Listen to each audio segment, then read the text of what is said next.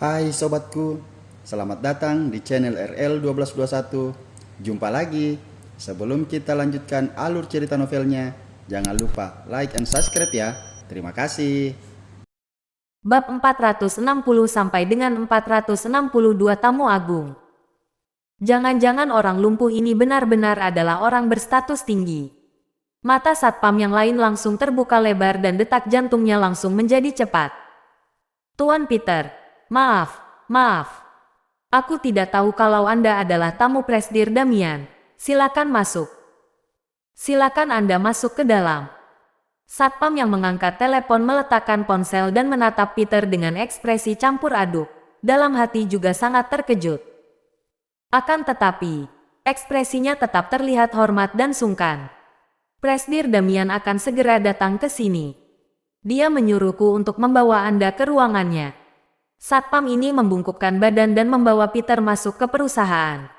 Peter tentu tidak akan mempersulit satpam ini. Dia menganggukkan kepala dan masuk ke dalam perusahaan. Departemen Farmasi Perusahaan Lipon. Kenzo adalah jurusan farmasi. Selain itu gelarnya juga sangat tinggi. Oleh karena itu, di perusahaan Lipon dia yang bertanggung jawab penuh di tempat ini. Melihat Kenzo datang, banyak karyawan yang bangkit dan menyapanya dengan ramah. Mereka semua tahu kalau Kenzo sangat suka dihormati. Selain itu, dia memang juga sangat dijunjung tinggi oleh petinggi perusahaan.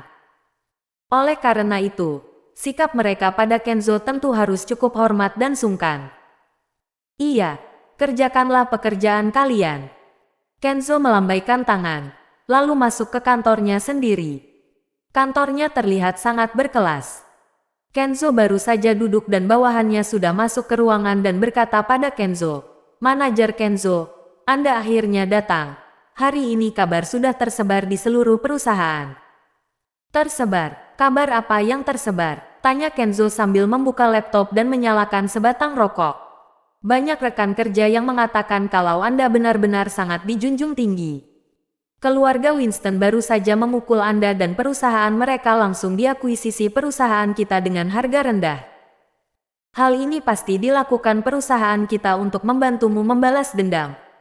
Bawahannya ini mengulurkan tangan membantu Kenzo menyalakan rokok dan terlihat sangat menyanjung. "Iya, aku sudah tahu." Kenzo pura-pura tenang, tapi sebenarnya dalam hati dia sangat senang. Dia juga tidak menyangka kalau perusahaan Lipon bahkan akan melakukan hal seperti ini demi dirinya. Akan tetapi, memikirkan dirinya adalah profesor tamatan luar negeri yang sangat dipandang dan diperlakukan khusus. Hal ini juga sudah seharusnya. "Manajer Kenzo, Anda benar-benar sangat hebat.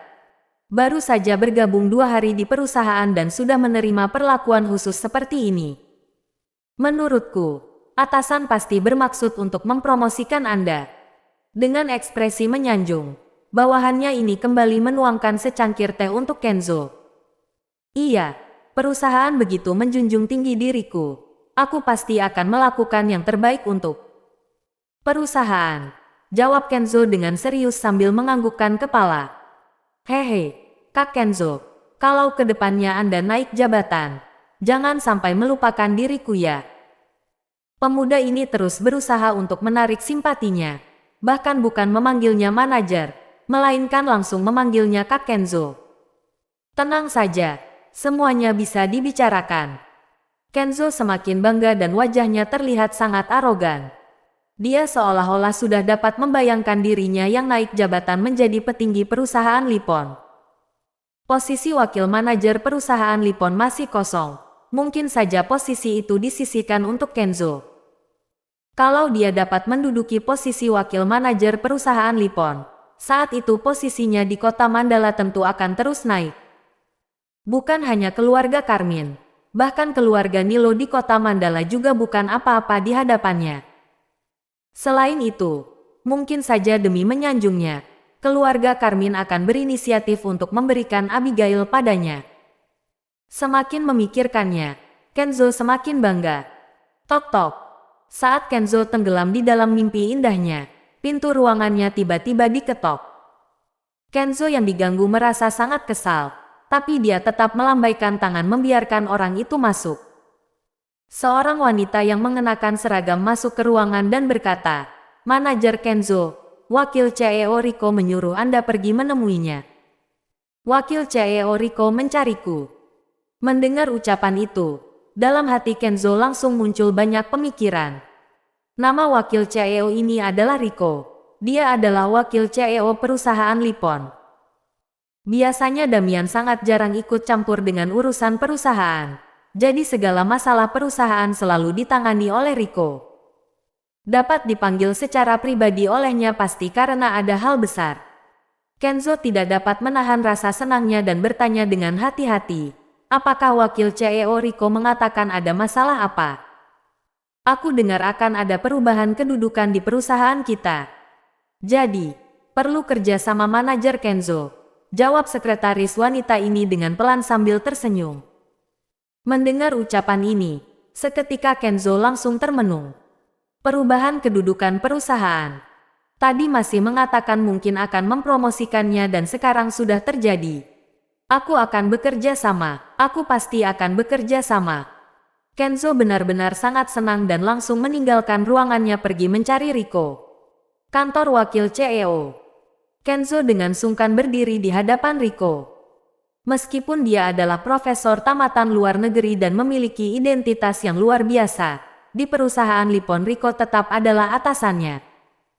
Oleh karena itu, dia juga tidak berani menyombongkan diri di hadapan Riko. Wakil CEO, ada masalah apa Anda mencariku? Tanya Kenzo pada Riko sambil menggosok telapak tangan. Tatapan Riko tertuju pada komputer dan sama sekali tidak melihat Kenzo. Kamu tidak tahu kenapa aku mencarimu. Ucapan penuh makna dari Riko ini membuat Kenzo kembali tertegun. Dia tidak tahu kenapa Riko mencarinya. Meskipun menebak dirinya akan naik jabatan, tapi kata seperti ini tidak enak diucapkan secara langsung.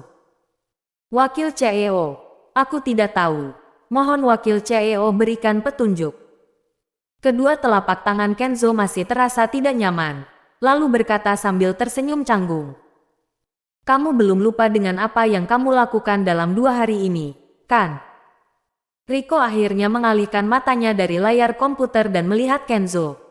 Aku tidak lupa. Walaupun Kenzo tidak tahu apa yang dimaksud Riko, tapi buru-buru mengangguk. Baguslah kalau tidak lupa. Bagaimanapun juga perusahaan kita memperlakukan orang dengan adil. Agar tidak membuat keputusan yang salah. Apa kamu punya pemikiran lain? Riko berkata sambil menarik laci dan mencari sesuatu di dalam. Wakil CEO, aku tidak punya pemikiran lain. Perusahaan bersedia mempekerjakanku kembali, artinya percaya padaku. Meskipun aku merasa kemampuanku tidak cukup untuk melakukan tugas penting, tapi aku bersedia melakukan yang terbaik untuk perusahaan Lipon. Kenzo segera berdiri tegak dan berkata dengan serius. Mempekerjakan kembali. Ekspresi Riko terlihat aneh saat mendengar perkataan Kenzo. Namun, setelah terdiam beberapa detik, dia menggelengkan kepala tanpa mengatakan apa-apa. Baik, kalau kamu tidak keberatan, tanda tangani ini, lalu pergi ke Departemen Keuangan. Riko mengeluarkan selembar kertas A4 dari laci dan meletakkannya di meja dengan pelan. Kenzo bahkan tidak melihat kertas A4 itu dan terus mengangguk dengan semangat. Wakil CEO, terima kasih atas kepercayaan perusahaan. Aku pasti akan bekerja dengan baik. Wakil CEO, aku akan memegang surat pengangkatannya. Tapi gajinya tidak perlu naik dulu. Kenzo tertawa sambil berkata hormat pada Riko. Dia pikir Riko memberikan surat pengangkatan dan menyuruhnya ke Departemen Keuangan untuk mengatur ulang standar gajinya. Kata-kata Kenzo membuat Riko tercengang. Orang ini benar-benar terlalu percaya diri. Dia pikir, dirinya memanggilnya ke sini untuk menaikkan jabatan dan gajinya. Kenzo, sebenarnya aku sangat bingung. Dari mana datangnya kepercayaan dirimu? Kata-katamu sangat masuk akal saat melamar, tapi kamu tidak memberikan sedikit rencana pun selama bekerja beberapa hari di perusahaan. Dana penelitian sudah diberikan padamu. Apa yang kamu berikan padaku? Kenapa? Hanya ini yang kamu pelajari di luar negeri. Kenzo bingung setelah mendengar kata-kata Riko. Masalahnya seperti, agak berbeda dari yang dia pikirkan. Wakil CEO, apa maksud Anda? Mata Kenzo melebar dan merasakan firasat buruk. Apa maksudnya? Perusahaan Lipon terlalu kecil, tidak sanggup menampung orang besar sepertimu. Jadi, aku menyuruhmu ke Departemen Keuangan untuk menghitung gajimu. Rico sedikit mengangkat tangannya lalu melanjutkan melihat layar komputer.